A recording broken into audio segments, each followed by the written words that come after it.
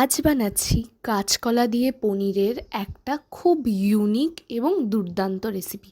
খুব সহজেই বানিয়ে নিতে পারবেন এবং অসম্ভব টেস্টি খেতে হবে।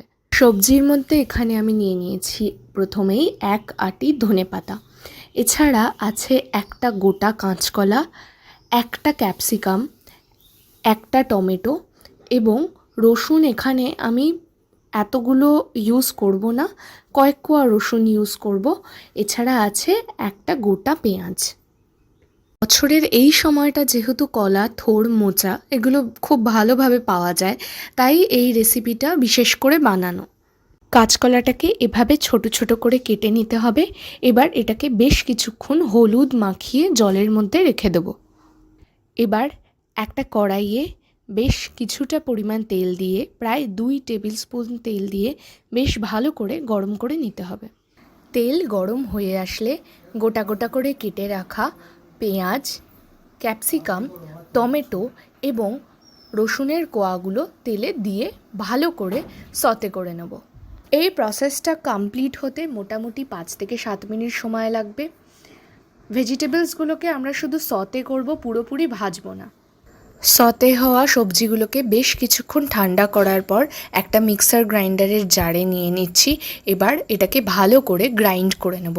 এবার একই কড়াইতে বেশ কিছুটা পরিমাণ তেল নিয়ে আগের থেকে বানিয়ে রাখা পনিরগুলোকে আমি এখানে ভেজে নিচ্ছি। এই পনিরগুলো সম্পূর্ণ বাড়িতেই বানানো, বাইরে থেকে আর কিনিনি। আমরা কখনো পনির বাইরে থেকে কিনি না, বাড়িতেই যতটা সম্ভব দুধ দিয়ে পনির বানিয়ে নেওয়ার চেষ্টা করি। এবার একটা পাত্রে উষ্ণ গরম জল করে তার মধ্যে সামান্য পরিমাণ লবণ দিয়ে সেই জলের মধ্যে ভেজে রাখা পনিরগুলোকে দিয়ে দিচ্ছি। এতে পনিরটা খেতে খুব সফট হয়। অন্যদিকে পনির ভেজে রাখা তেলেই প্রথমে দিয়ে দিচ্ছি গোটা গরম মশলা এবং এরপর কেটে রাখা কাঁচকলার টুকরোগুলোকে দিয়ে বেশ কিছুক্ষণ নাড়াচাড়া করে নেব। কাঁচকলাগুলোকে প্রায় 5 থেকে 7 মিনিট এখানে নাড়াচাড়া করে আর একটু সফট করে নিতে হবে।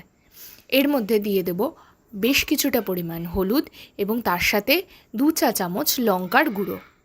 কাঁচকলাগুলো মোটামুটি নরম হয়ে আসলেই আমরা আগে থেকে গ্রাইন্ড করে রাখা মশলাটা দিয়ে দেব। এরপর সামান্য পরিমাণ জল দিয়ে বেশ কিছুক্ষণ নাড়াচাড়া করব। এই রান্নাটা আমার মায়ের বানানো অন্যতম একটা রান্না, যেটা আমি এবং আমার ভাই দুজনেই খেতে ভীষণ ভালোবাসি।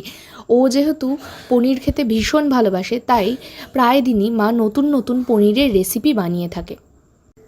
আচ্ছা, মশলা মোটামুটি কষে আসলে দিয়ে দেব স্বাদ মতো লবণ। লবণের পরিমাণটা একটু অল্পই দেব, যেহেতু পনিরটার মধ্যে আগে থেকেই লবণ রয়েছে। এবং দিয়ে দেব পনিরগুলো এক এক করে। বেশ কিছুক্ষণ নাড়াচাড়া করব। নাড়াচাড়া করার পরে যখন গ্রেভিটা থেকে মোটামুটি একটা তেল ছাড়া ছাড়া ভাব হয়ে আসবে আর ঠিক এরকম গোল্ডেন কালারের হয়ে আসবে, তখন আমরা ওপর থেকে ছড়িয়ে দেব কাসুরি মেথি। একদম শেষে দিয়ে দেব কুচি করে রাখা ধনেপাতা, যা গ্রেভিটাকে একটা খুব ফ্রেশ ফ্লেভার দেয়। আপনারাও অবশ্যই বাড়িতে রেসিপিটাকে ট্রাই করবেন এবং এরকম আরও নতুন নতুন ধরনের রান্নার জন্যে আমাদের চ্যানেলটিকে লাইক, শেয়ার এবং সাবস্ক্রাইব করবেন।